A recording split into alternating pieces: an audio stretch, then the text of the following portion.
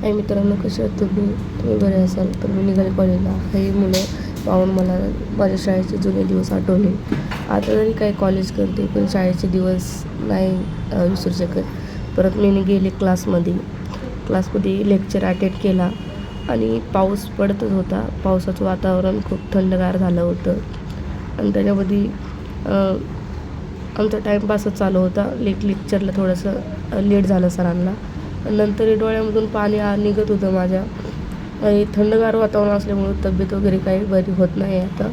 नंतर मी घरी निघाली लेक्चर अटेंड करून आणि पावसाचा व्ह्यू किती छान दिसतो आहे. पाऊस तरी छान दिसतो आहे पण सारखं येणं ते पण चांगलं नाही वाटत. परत मी निघाली घरी जाण्यासाठी आणि पाऊस बिऊस चालू असल्यामुळं ना लेक्चर लवकरच अटेंड करून घरी जायचं असतं. परत मी निघाली बसून.